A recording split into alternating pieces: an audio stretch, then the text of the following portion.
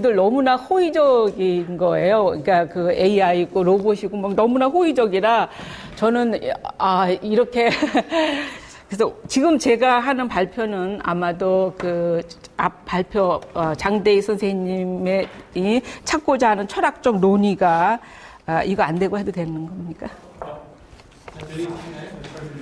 예, 철학적 논의에 대한 어쩌면 답이 될 수도 있지 않나 하는 그런 생각을 해봅니다. 이거 어떻게? 이거 가지고, 이건가요? 예. 나는 이거 보고 하면 되네.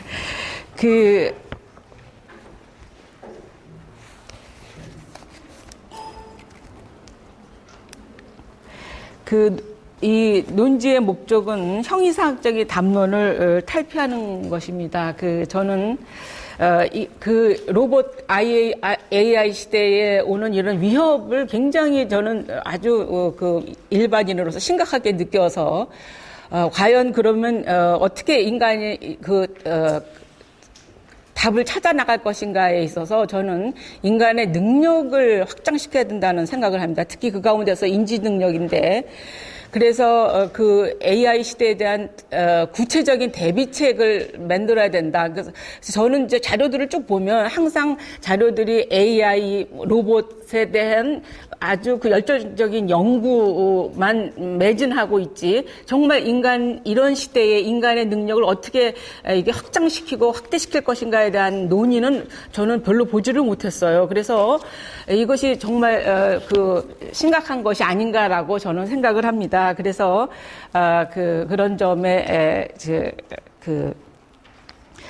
차가를 했고, 그 다음에 또 하나는 우리가 일상 살아가면서 너무나 당연하다고 느끼는 것이 정말은 당연하다고 느껴지지 않아야 되는데 우린 당연하다고 느끼거든요. 그러니까 아까 발표에서 오전 세션에서 누군가가 호기심이라는 표현을 하셨는데 말하자면 우리는 너무 뭐든지 다 당연한 거예요. 그러니까 예를 들면 사람을 보면 남자다 여자다 1차 의식이 일어나고 그다음에 뭐에 종사하는 사람이다라는 거 뭐 아는 사람 모르는 사람 이 정도로 그냥 말하자면 끝이죠. 그 정보가 거기에 끝인다는 거죠. 그러니까 우리가 사람뿐만이 아니라 사물을 보고 뭔가를 접했을 때 다 그런 것들을 전부 다 당연시 여긴다는 거죠. 근데 문제는 저가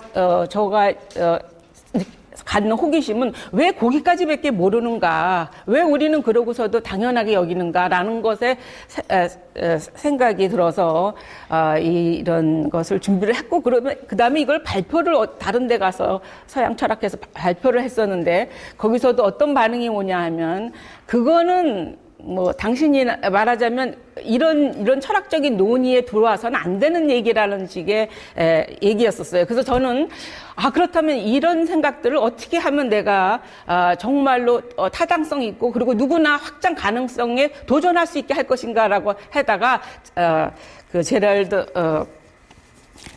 에델만 선생님을 만나게 됐습니다. 그래서 너무너무 반가워서 책을 다 찾아보고 하면서 제가 생각했던 이런 인식적인 그 인식론의 확장, 그런 설명을 이분의 이론으로 설명하면 너무너무 이게 잘 되겠구나 해서,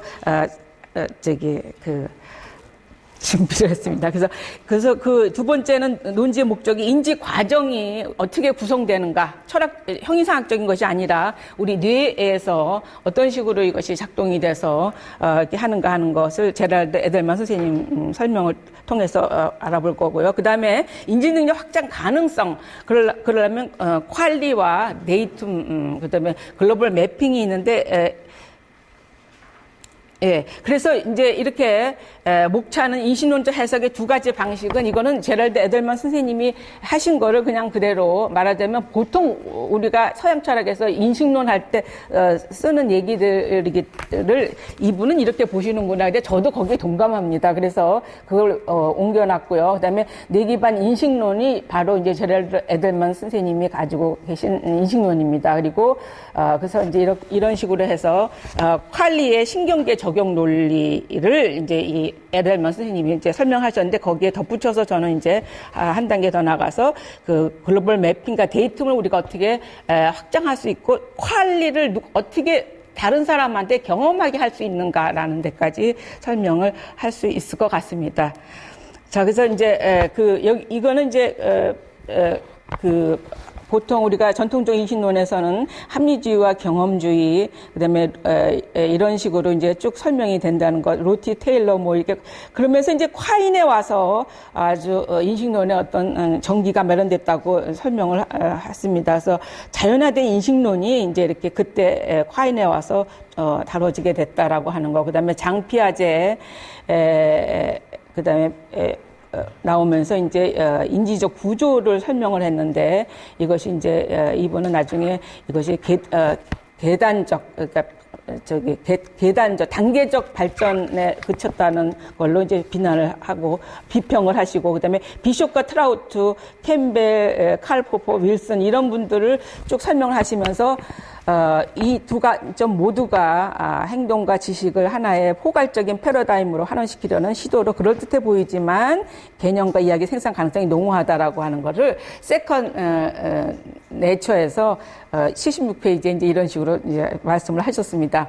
그런데 이제 이 제럴드 에덜먼은 뇌기반 인식론을 이제 설명하십니다. 그래서 이거는 뭐냐면 신경과학에 기반해서 몸과 뇌와 환경의 상호작용이죠. 그러니까 그냥 뇌와 몸과 외부 환경이 어떤 식으로 상호작용을 하느냐에 따라서 그 인식론이 나와지게 된다는 건데, 중요한 점은 이제 여기서 말하자면 정서, 그러니까 전통적인 인식론에서는 정서라는 과제를 거의 다 접근하지 않았어요. 근데 뇌기반 인식론에서는 정서는 물론이고 기억이나 그다음에 느낌, 그다음에 이런 것들이 전부 다 여기다 포함이 되는 거죠. 인식을 하는 데 있어서. 그래서 인간이 가지고 있는 모든 감정적인 것들도 같이 포함해서 그래서 이제 설명을 하고 있다는 것이 전통적 인식론과 뇌기반 인식론의 차이점이라고 볼 수 있습니다. 그래서 의식이라고 하는 것은 시상과 피질 체계의 보다 오래된 부분에 이제 시상과 피질 체계가 가치 범주 기억과 지각 범주화, 그 다음에 이런 것들이 끊임없이 뇌로 다시 재유입돼서 상호작용으로 새로운 의식이 나와지는 것, 이런 식으로 이제 의식이라는 걸 설명하면서 1차 의식은 우리가 여기 이제 도표에서 1차 의식의 생성 과정을 설명합니다. 여기 보면 맨 위에 자아의 체내 항상성 체계와 고유감각, 이거는 이제 우리 몸의 생리작용이죠.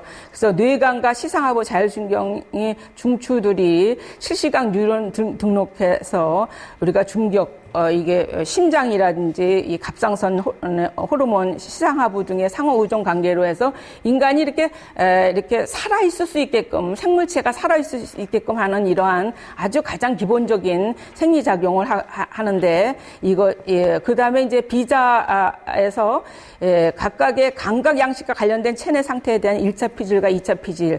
그래서 여기서는 이제 1차적 의식이 일어나는데 가치 범주 기억과 실시간 지각 범주화를 연결한 제휴.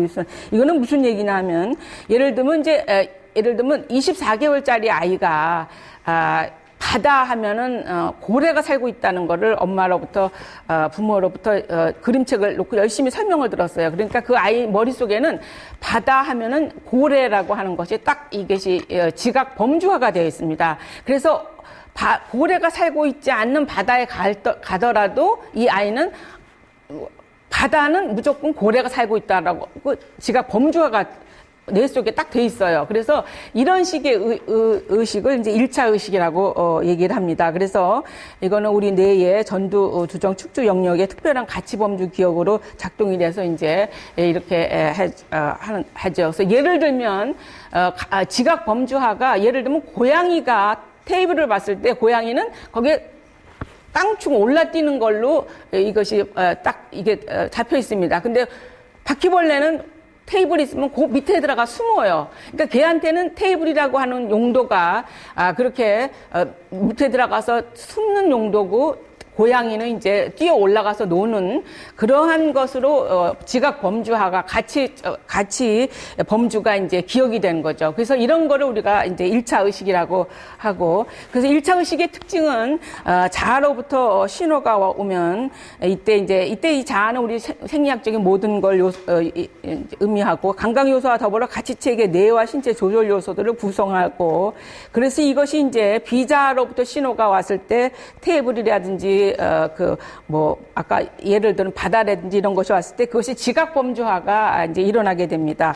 그래서 이 가치 범주 기억은 재유입 경로를 통해서 끊임없이 이제 다시 그런 판단과 생각이 다시 뇌로 들어가고, 다시 이것이 이제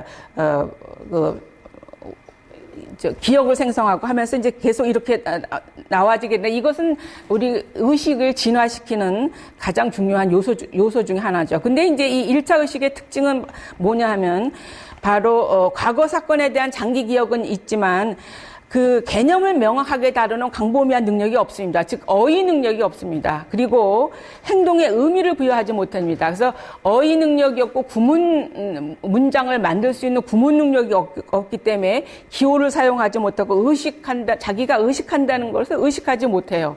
그래서 이것이 바로 1차 의식의 이제 특징이고, 우리가 많은 예를 이제 들 수 있는 거는 어린아이라든지 그런 동물들에서 나와지는 이런 거죠. 그래서 어휘 능력이나 이런 것이 얼마나 그 인간의 그 뇌를 발달시키는 것에 중요한 요소인가를 이제 알 수 있는 거죠. 그래서 기억된 현재 의식에 집중하는 한도 내에서 계획 수행해서 신경 집단 선택론, 말하자면 테이블을 봤을 때 탁 뛰어 올라가는 것밖에 못하는 고양이와 밑에 들어가 숨는 거에 발달된 바퀴벌레의 신경은 이런 식으로 이제 신경 집단이 선택돼서 이제 활용되고 있는 거죠. 그런데 2차 의식으로 가면 이제 이것이 달라지게 됩니다. 2차 의식으로 가게 되면 여기 보면 1차 의식, 2차 의식, 상위 의식이라고 그러는데, 이게 브로카 영역과 베르니케 영역은 뇌의 그 전두엽과 측두엽의 영역을 얘기합니다. 그래서 여기는 어휘 능력, 구문 능력부터 시작해서 말하는 능력, 이런 것들이 굉장한 그 발달이 이제 오게 되는 거죠. 그래서 이걸 통해서 지각 범주 기억과 실시간으로 일어나는 지각을 범주화하고, 그다음에 가치를 범주화하는 일을 이제 이 뇌가 이제 작동을 해서 이렇게 하는 2차 의식인데, 여기서 가장 중요한 것이 바로 말하는 어휘 능력과 구문 능력, 이런 것들을 계속 이런 능력들을 상승시킨다는 겁니다. 그래서 상위 2차 의식의 특징은 시상 피질 체계의 새로운 상호 연결 방식이 출현해서 지각 범주화를 수행하는 피질 영역들과 시냅스는 우리 뇌의 그 신경 조직인데, 이것이 굉장히 빨리빨리 이제 말하자면 강화되거나 약화되는 거죠. 그래서 고양이는 그런 쪽으로 시냅스가 강화되고, 그렇지 않은 쪽은 퇴화되는 거죠. 그래서 이거는 우리들한테도 항상 적용되는 거죠. 주식을 투자하는데 항상 발달하는 사람은 그쪽으로 신경 시냅스가 강화되고, 그렇지 않은 쪽은 이제 퇴화되는 거. 그래서 이 시냅스의 그 강화가 나중에 진화에 굉장한 역할을 하게 되는데, 지각 범주화는 그래서 전사장 글로벌 매핑 안에서 감각체계, 운동체계 상호작용에 의해서 수행됩니다. 이 글로벌 매핑은 지각 범주화가 가치 범주가 우리 뇌에서 그러한 말하자면 매핑처럼 그런 식의 어떤 그걸 뭐라 그럴까요? 예를 들자, 제가 이제 예를 하나 들겠습니다. 예를 들면 A라는 사람이 어떤 누군가를 봤을 때 그 사람한테 그 사람을 봤을 때 느낌이 등 쪽에 어떤 무슨 아픔 같은 게 있다는 걸 느끼면, 이 사람은 어떻게 했냐면 저 사람의 성격이 어떻다라고 하는 것이, 말하자면 이 사람은 아까 앞에서 내가 데이터 얘기가 있는데 그 데이터가 뇌에 축적이 됩니다. 근데 이 사람은 또 보니까 또 이 사람 이렇게 느껴질 경우는 이 사람 경우에는 뭐 췌장에 문제가 있다라고 하는 어떤 것이 또 매핑이 됩니다. 그래서 그런 것이 계속해서 뇌 안에 축적이 돼야 된다는 거죠. 그래서 그런 것이 이제 2차 상위의식의 발달에 그 대뇌 피질이 굉장히 그런 식으로 이제 발달이 되는 거죠. 그래서 여기서 표상과 암호가 굉장히 발달하게 돼요. 그러니까 이런 신호는 이렇게 해석할 수 있고 저런 신호는 저런 해석이고라고 하는 것을 끊임없이 이걸 만들어내게 되는 거죠. 그래서 이런 작업들을 계속 하려면 핵심은 뭐냐면 퀄리를 경험해야 된다는 거예요. 퀄리를 경험해야 되는데 그것이 없으면 이제 이것이 이렇게 안 되는 거죠. 그래서 상위 2차 의식의 특징은 외부 세계와 내에서 오는 신호를 현상적으로 변환, 퀄리를 경험해야 되는 거예요. 이것을 이렇게 변환하지 않으면은 이런 변환이 존재한다는 것은 우리 내부에 신경 활동이 없으면 불가능하고 고등한 분별 능력이 있다는 걸 반영하는 거죠. 그래서 신경 활동의 동시적 속성, 의식함을 의식하고 과거에 대한 뭐 이런 분명한 인식과 이야기, 그다음에 미래를 상상하고 시나리오를 구성하고 어휘적 구문적 능력, 그다음에 모든 대안을 낼 수 있는 안을 내는 것도 전부 다 이 퀄리에서 오는 거죠. 그래서 이 퀄리라고 하는 것을 굉장히 중요하다는 것을 앞 세션에서도 앞 세션뿐만 아니라 우리 철학에서 전부 다 얘기를 하시죠. 다만 퀄리를 어떻게 경험하게 하는가에 대해서는 누구도 말하자면 접근하려고 안 하고 이의 제기를 안 하세요. 그러니까 제럴드 에델만 선생님도 뭐라냐면 퀄리를 남한테 경험하게 할 수는 없다는 거예요. 근데 저가 지금 발표의 핵심은 퀄리를 경험하게 할 수 있다는 거죠. 그렇게 할 수 있어야지만 AI 시대를 극복할 수 있는 것이 될 수 있다는 거죠. 그래서 이 퀄리가 뇌 기반 인식론은 그 신경 다원주의 혹은 신경 집단 선택론에 의해서 설명하는데 말하자면 이런 것들이 전부 다 퀄리를 어떻게 경험하느냐 하는 건데, 그래서 여기서 보면 신경 다원주의 세 이론에서 1차 레퍼토리가 생산되고 2차 생산돼서 이 자극이 계속 옵니다. 시냅스군이. 그러니까 예를 들면 다른 사람은 아무것도 못 느껴요. 근데 이 사람은 이게 매핑이 돼갖고 금방 느껴. 저 사람은 예를 들면 사람뿐만 아니라 물건, 어떤 식재료도 이거는 뭐 어디에 굉장히 좋겠다. 이거는 뭐 어떻겠다라고 하는. 그 다음에 동굴에 갇혔는데 이게 뭐라자면 갱이 무너져서 다 이제 했다는 뉴스가 나왔었어요. 근데 말하자면 그때도 그런 위험을 감지할 수 있는 것도 바로 퀄리 경험인 거죠. 그러니까 그런 것도 전부 다 뭐냐면 우리 뇌에 이 시냅스가 그런 쪽으로 굉장히 강화돼 있다는 거죠. 그러니까 이걸 강화시키게 만들어야 된다는 거예요. 그래서 재유입이 나오죠. 그래서 이게 1과 2를 통해서 계속해서 이게 교류가 왔다 갔다 하면서, 교류는 뭐예요? 몸과 환경과 자연이 계속 이런 식으로 맞닥뜨리면서 계속 이렇게 발달돼 나가는 거예요. 계속해서 이게 강화돼 나갑니다. 그래서 지금 이제 이거를 설명하고 있어. 여기 보면 발달 선택은 다양한 회로들이 이제 형성이 되죠. 그 다음에 경험 선택은 시냅스의 연결 강도가 이제 변화됩니다. 그래서 촉진되거나 약화되거나, 그래서 이런 걸 유난히 잘하는 사람도 다른 쪽은 못하는 거죠. 퇴화되는 거죠. 그래서 약화되는 거죠. 그 다음에 그래서 매핑, 뇌지도들이 상호 연결을 주고받으면서 계속해서 진행돼요. 그러면서 앞에서 봤던 그런 검은 점들이 강화된 시냅스입니다. 이것을 많이 갖고 있어야지만 그러한 식의 어떤 인지적인 능력이 계속해서 개발될 수 있다는 거죠. 그래서 1과 2의 결과로 많은 회로와 경로들이 구성되고 선택될 사건들의 레퍼토리를 형성하고 진행성 재이입 사건들이 이렇게 기능적으로 발생한다.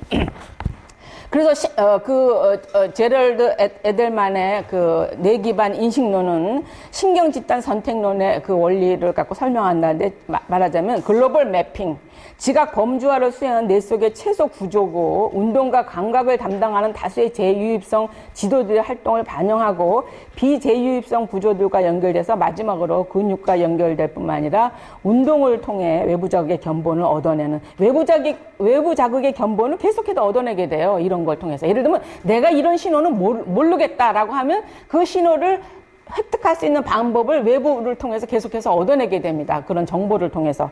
그래서 이거는 이제 예를 들 수 있지만 그 예가 또 이상할 것 같아서 전사장의 기능은 그래서 먼저 운동과 주의 이런 재유입의 동기화를 통해서 이런 식으로 나아지게 된다는 거. 그래서 이제 이것이 굉장한 고등한 뇌의 지각 범주화를 가능하게 하는 중요한 토대가 바로 글로벌 매핑이라는 거죠.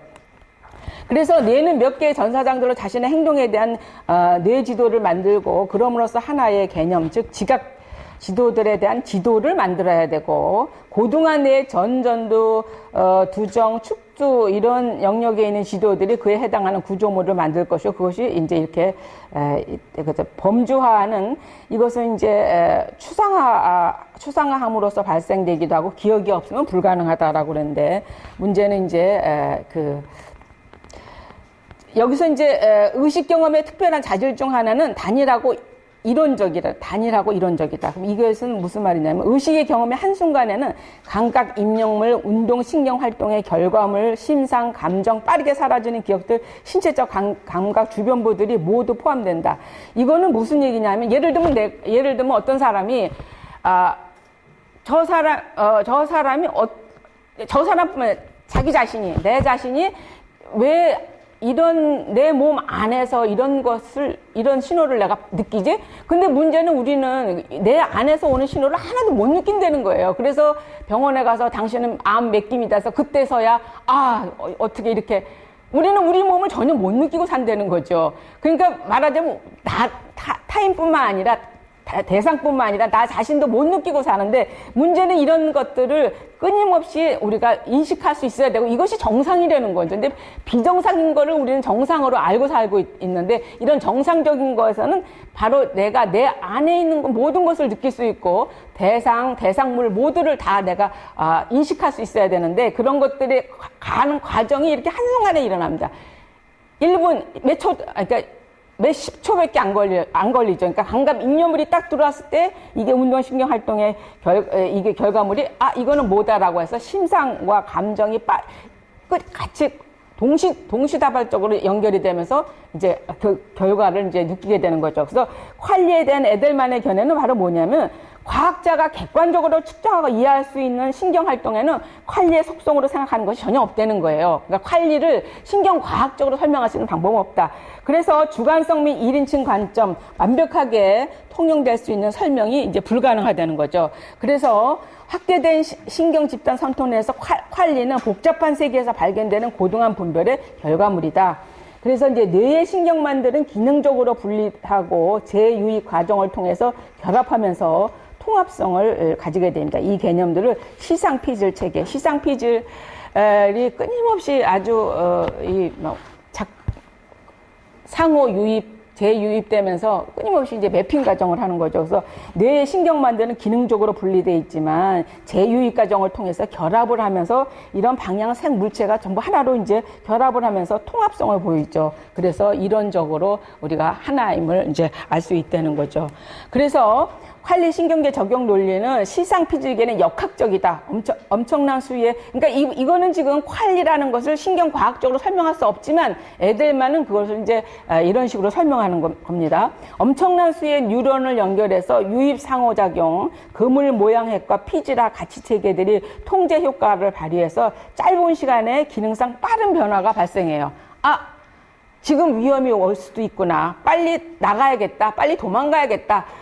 이거를 먹으면 큰일 나겠구나. 안 먹어야겠다라고 하는 이런 어떤, 빠른 어떤, 그 변화가 뇌에서 이제 나오게 되고 그것이 행동으로 가게 되는 거죠. 그래서 기능적 기저핵은, 이 기능적 기저핵, 여기 그림에, 기능적 기저핵은 이것은 이 뇌 전두에 있는, 이게 5개로 연결된, 이거 굉장히 아주 중요한, 매핑과 그 다음에 퀄리를 경험하는 데 있어서 없어서는 안 돼. 그래서 시상과 같이 상호작용을 해서 이런 거죠. 그래서 앞에, 그래서 기능적 기저핵이 이렇게 시상 피질 체계는 대체로 독립적이고 기능 다발인데 복잡한 신경 회로들이 1000분의 1초 단위로 사용해서 다양한 시상학들과 기능적으로 분리된 피질 영역들을 통합 또는 결합해서 통일된 장면을 생산할 수 있는 제유입성 구조라는 거죠. 이거는 퀄리를 경험하면 이것이 무슨 말인가가 이제 금방 이제 이해가 되겠죠. 그래서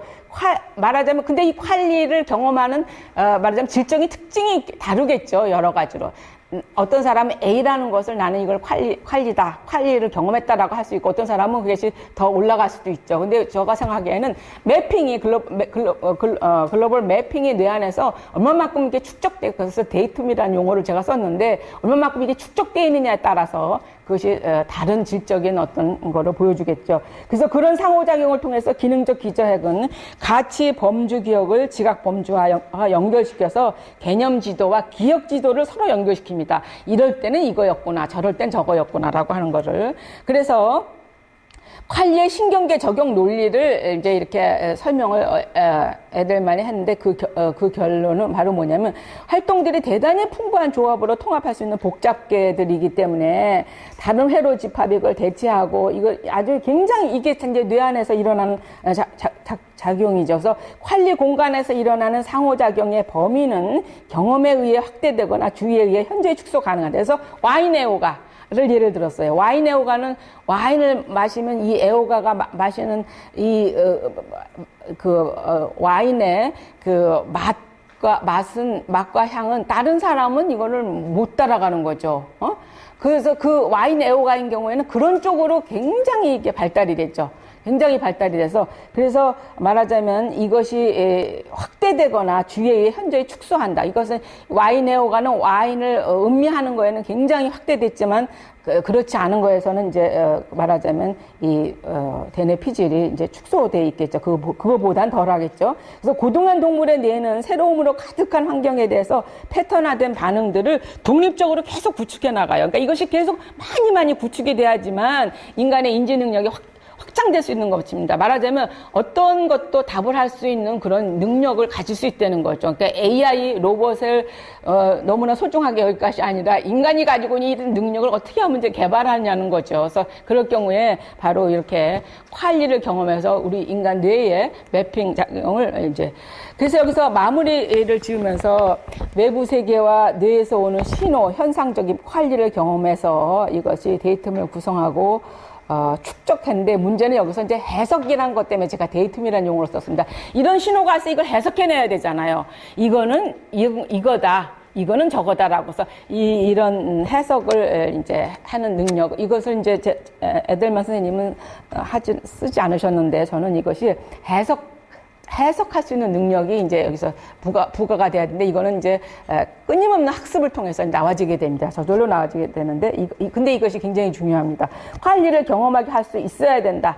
그래서 박쥐 얘기가 이제 우리 많이 나오죠. 근데 그 박쥐가 인간은 박쥐가 될 수 없다든지 박쥐가 될 수 있을 수 있고 박쥐가 돼야 됩니다. 물론 외모상으로는 박쥐로 바꿀 수는 없지만 박쥐가 갖고 있는 것을 말하자면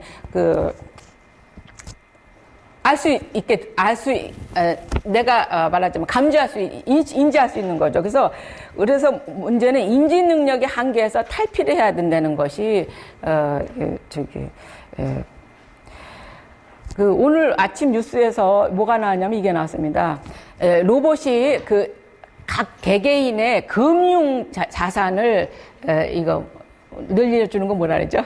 그거를 플래너를 로봇이 한답니다. 그래서 이익이 없으면 돈도 안 주고 그다음에 그런 얘기가 오늘 아침 뉴스에 나왔어요. 그러니까 말하자면 이제 점점 인간의 일자리가 없어지고 인간의 설 자리가 이제 없어지게 되는 시기가 이제 올지도 모르는 이런 때에 그래서 이제 퀄리를 경험할 수 있는 방안을 모색하는 것이 우리 인간 인지 능력의 확장 가능성에 대한 방안입니다. 그래서 제가 이번 발표에는 그래서 앞에 제목에서 제가 1이라고 했는데 이 2에서는 이 퀄리를 경험할 수 있는 방법을 구체적으로 제시를 하고자 합니다. 그리고 AI보다 나은 적응 능력, 그러니까 그 AI는 로봇은 말하자면 특징이 적응이잖아요. 그래서 끊임없이 새로운 것에 적응해 나가는데 인간도 거기에 못지않는 적응 능력을 강화하려면 바로 퀄리를 경험하고 그리고 이것이 매핑으로 축적이 되고 그것을 해석을 해낼 수 있어야 되고 이렇다는 것을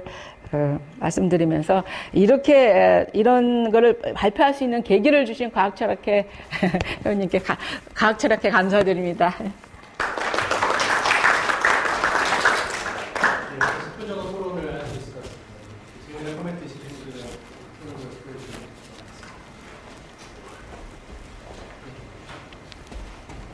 마이크 할까요? 예, 선생님 결정적인 발표 잘 들었고요. 아무 선생님의 생각하시는 걸 다 이해하시는 걸 느꼈지만 좀 의도에 대해서 좀 다시 여쭤보고 싶어요. 네네. 의도. 우리가 박쥐 퀄리아를 경험할 수 있느냐 그 문제는 잠시 지적이고 선생님이 이런 프로젝트를 하시는 그 이유에 대해서 발표 앞부분에 설명하시고 마지막 부분에 다시 설명하시는데 AI보다 우리가 나아져야 된다라는 게 중요한 동기 아닙니다. 그거 아니에요? 아닙니다. 우리가 어차피 AI나 로봇은 전부 다 인간이 만들어서 뭐 어떻게 하는 거잖아요. 그러면 인간은 AI보다 제가 생각하기에는 엄청나게 더 많은 능력을 가지고 있다는 거죠. 그러니까 AI가 아무리 여기다 갖다 놔도 얘가 그러니까 예를 들면 아무것도 내가 보기에는 지금까지는 이제 말하자면 우리가 갖고 있는 이런 퀄리를 경험하게 할 수 있는 경험하는 거는 인간만이 할 수 있고, 그리고, 우리가 앞으로 이렇게 특정한 뇌를 작동시켜서 이렇게 할 수 있는 이런 것이 앞으로 나와서 인간이 멸망하게 될지도 모른다는 이런 때에 인간의 대비책은 과연 무엇인가라고 할 때 인간이 가지고 있는 이런 어마어마한 능력을 왜 개발 안 하느냐는 거죠. 왜 알지 못하고 왜 모든 걸 당연시 여기고 로봇과 AI에만 집중해서 얘를 개발시키려고 하느냐는 거죠. 제 질문을 해보자면 AI에 집중하고 그런 분들은 하고 뭐 엄청 전 인구가 다 그거 하는 건 아니고요. 뭐 저도 AI 연구를 하는 건 아니니까요. 인간은 특수한 존재이고 잘 살고 있고 퀄리아를 경험하고 있고 풍부한 경험을 하고 있고 저는 거기서 마침표를 찍어도 괜찮을 것 같거든요. 우리는 잘 살고 있고 행복하게 살고 있는데 어떤 권유를 하고 계시는 건지 어떤 노력 추가적인 그리고 왜 우리가 그런 노력을 해야 된다고 선생님께서 권유하고 계신 건지 그 동기를 제가 아직 잘 모르겠어요.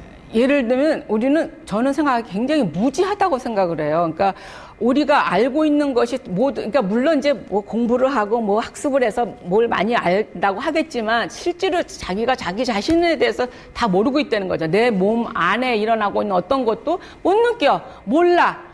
그러다가 이제 병원에 가서야 내가 이런 식으로 살아왔구나라는 거 알고 뿐만이 아니라 어떤 예를 들면 노화라든지 어떤 사건에서 그것을 평가하고 그것을 대비할 수 있는 능력이 말하자면 더 이것이 발달했으면 더 나을 수 있을 텐데 그렇지 않은 경우도 많이 본다는 거죠. 그러니까 말하자면 예를 들면 지난번에 그런 사건이 나갔어요. 오가핀가 그런 뭐가 좋다 그래서 인터넷에서 좋다 그래갖고 사람들이 다 그걸 먹고 병이 났어요. 그래갖고 그 막 홈쇼핑 배상 사건이 나고 막 그랬어요. 그러면 그게 소문에 그게 굉장히 몸에 좋대더라서 다들 먹고선 그런 피해를 보고 이 몸은 이제 몸대로 그 안에 막 농약이 들어가 있고 한 거라 망가졌단 말이죠. 그러면 지금 선생님께서는 지금 내가 퀄리아 경험하고 있고 행복하고 그런데 왜 뭘 더 하냐. 근데 문제는 그런 식으로 일을 당하는 일이 많다는 거죠. 그러면 그걸 좀 더 인지 능력이 발달이 됐으면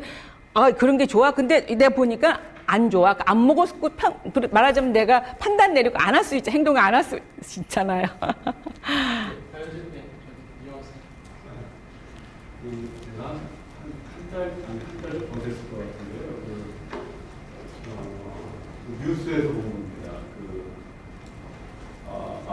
좀 오래 가면에서 제가 들은 얘기인데 뇌과학 하시는 분의 가면에서 최근에 미국의 과학자들이 이제 이제 시상하부에서 대내 피질까지 정보 전달이 원활하게 진행되도록 하는 여러 가지 그 방법을 연구하다가 네. 사실 그 시상하부는 굉장히 저주파에서는 영향을 받는다고 해요. 네네네. 이게 이제 우리 뇌에 깊숙이 들어있다 보니까 저주파는 뚫고 들어가지 못하잖아요. 네. 그래서 외부의 어떤 고주파 어떤 전파가 아무리 영향을 주려고 해도 이제 이게 클로즈 어떤 그 스페이스가 돼서 영향을 주지 못했는데 네. 그걸 외부에서 영향을 줄 수 있는 방법으로 네. 고주파를 2개를 양쪽에서 쏴요. 그러면은 그게 시상하부에 가서는 간섭 현상을 일으켜서 저주파로 바뀌면서 영향을 주는 것을 발견했습니다. 네네. 그래서 이제 이 그 동물 실험을 아마 했을 건데 네. 그 동물이 인지 능력이 이제 그것으로 인해서 네. 확장되는 걸 이제 뭔가 퍼센트를 이렇게 체크한 실험 예를 본 적이 있습니다. 네네. 그래서 제가 이걸 말씀을 드리는 이유는 결국 지금 말씀하신 퀄리아에 대해서는 오늘 말씀을 안 하신 부분이 있지만 어쨌든 그 배경이 신경과학적인 어떤 그 분석에 기반한 어떤 퀄리아의 경험을 원하시는 것 같아서 네. 만약에 그러한 어떤 작업들이 진행이 된다면 이제 신경과학적인 어떤 그 실험과 또는 조작을 통해서 인간의 뇌에서의 어떤 그 충분히 그 어떤 활성화의 능력을 고취시킬 수 있을 테니까요. 그거는 근데 자연적인 인간에 대한 어떤 실험적 조작이라는 윤리적인 문제를 또 안게 되지 않을까요? 아, 저한테 굉장히 좋은 정보 주셨고요. 저가 거기에 답변을 할 수 있어요. 그러니까 여기 시상하부는 굉장히 중요합니다. 그러니까 이것이 그 인간한테 가지고 있는 어떤 철학적인 말하자면 깨달음을 줄 수 있는 말하자면 그런 어떤 도파민을 내게 하는 것이 바로 시상하부인데 저는 그렇게 고주파를 쏴서 이 저주파를 움직이게 하는 게 아니라 이 시상하부를 말하자면 저주파를 받을 수 있는 장소 말하자면 그런 것이 이 지구상에 있다는 것을 지구상에 그게 있으니까 자연적으로 그렇게 막 개를 막 이거 인간한테 이거 인간이고 동물이고 이거 고주파를 쐬가지고 하는 인위적으로 하는 게 아니라 자연적으로 그거 하는 것이 바로 지구의 자기장입니다. 그러니까 지구의 자기장에 가서 그 정확한 장소와 정확한 포인트가 있어요. 그럼 거기 가서 이거를 쐬면 이 시상하부 쪽에 굉장히 활성화가 일어나요. 그거를 느끼게 됩니다. 그러니까 그렇게 이제 과학에서는 지금 그래서 저는 지금 희망이 뭐냐면 이런 연구가 과학하고 연결이 돼야 된다는 거예요. 그러니까 지금 그게 고주파를 쐬가지고 막 하는 게 아니라 지구 자기장을 활용하면 된다는 거예요. 어쨌든 지구 자연적인 지구 자기장의 활용이든 네. 뭐 인간이 그걸 보는 순간 이제 인공적으로 그걸 개발을 해서 뭐 하려고 하겠죠. 뭐 헬멧을 하나 쓰면은 네. 충분히 이제 뭔가를 능력을 생산할 수 있는데 그런 것들이 전혀 이제 자연적이지 않고 인위적인 조작을 통해서 인간의 뇌에 진행된 여러 가지 변화를 주려고 하는 부분일 텐데 그런 부분은 윤리적인 어떤 문제를 갖지 않겠느냐 하는 거죠. 예. 저는 그게 모르겠어요. 거기다 윤리적인 걸 넣어야 되나 안 넣어야 되는는 모르겠는데 시상하부의 그런 말하자면 업그레이드를 시킨다는 건 능력을 업그레이드 시킨다는 거는 그거는 아주 고차원의 어떤 인지 능력을 개발하는 것도 되는 겁니다. 그러면 거기에서 윤리적인 문제를 어떻게 붙여야 되는가 하는 것은 저는 거기까지는 생각을 안 해봤지만 그런 말하자면 아주 고차원적인 그 의식이거든요. 근데 그러면 고차원적인 의식에 윤리적인 것을 적용을 해야 되냐 안 해야 되느냐는 건 저는 좀 다른 문제라고 봐요. 왜냐하면 고차원적인 거에서는 이 말하자면 이게 차원이 높기 때문에 윤리적인 것이 과연 거기다 말하자면 구태연하게 윤리적인 옷을 거기다 입힐 필요가 있을까라고 저는 생각을 해요. 그러니까 그럴 필요까지 없다는 거죠. 왜냐하면 얘는 굉장히 고차원이기 때문에 거기에 윤리적인 옷까지는 입힐 필요가 없지 않나 하는 그런 생각이 듭니다. 네, 아까 질문이 있으셔서 먼저 짧게 지금 시간이 아주 짧게 간단한 질문인데요. 서울대 전진번역 근데 요거 이런 퀄리를 윤리 이런 것도 이제 인지 능력 확장을 위해서라고 하셨잖아요. 근데 그게 왜 꼭 그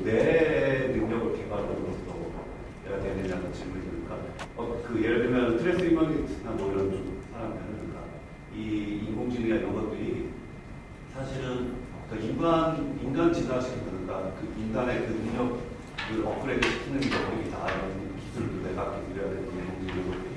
근데 그렇게 보면 그런 AI 같은 것도 어떤 의미에서 보면은 우리 인간 인지 능력 확장일 수 있고. 근데 그렇다면 또 그 AI보다 나은 뭐 이렇게 한다기보다 오히려 뇌를 개발시키는 수도 있지만 그 AI 열심히 함으로써 인지능력 개발해도 되는 거 아니겠어요? 근데 왜 굳이? 그 AI를 계속해서 그런 식의 뇌를 어떤 발달시키는 거면 아까 앞에서도 했지만 말하자면 걔한테는 어떤 심상이 없기 때문에 말하자면 윤리적이고 도덕적인 것이 부족하기 때문에 걔가 어떤 짓을 할지 아무나 다 죽일 수 있단 말이죠. 그런 식으로 나가게 될지 모르는 거죠. 그리고 지금 왜 뇌를 자꾸 얘기하냐는데 뇌가 이것이 맵트에서 발달이 되지 않으면은 이 인지 능력의 확장이 일어나질 않습니다. 그래서 이 뇌는 그 인지 능력을 얘기하는 데 있어서 이 뇌는 굉장히 그러니까 중요하죠. 매우 짧게. 여기 논지의 목적을 처음에 네네. 말씀 잘 들었는데요. 네네. 그 AI 시대에 대비한 대비책으로 형이상학적인 반론의 탈피 말씀하셨는데 예. 저는 아침부터 이렇게 발표하시는 분들 얘기 들으면서 고인석 선생님도 약간 의식에 대한 형이상학적인 논의를 좀 일단 괄호 안에 치려고 그러시고 또 목광 선생님도 퍼스널한 아이덴티티 문제를 직접 거론하지 않으려고 그러시고 선생님도 또 AI 시대를 대비해서 형이상학적 담론을 탈피하자고 그러시고 왜 그래야 되는지 더 형이상학적인 사변과 논변이 필요한 때가 아닌가 그런 생각이 들면서 아까 장대익 선생님이 얘기한 그 레셔널리티의 그런 능력의 형이상학적인 사변의 능력은 어디에 속하는 건지 그걸 따로 한번 여쭙고 싶습니다.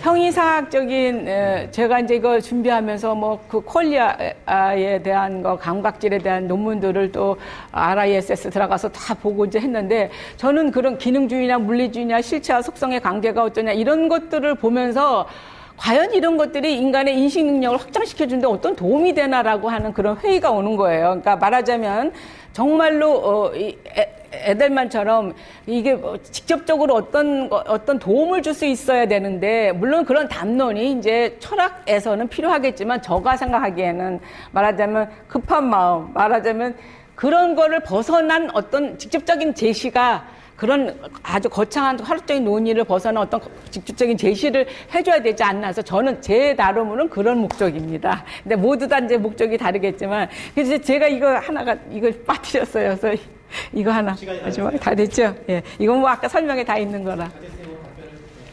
코멘트를 나중에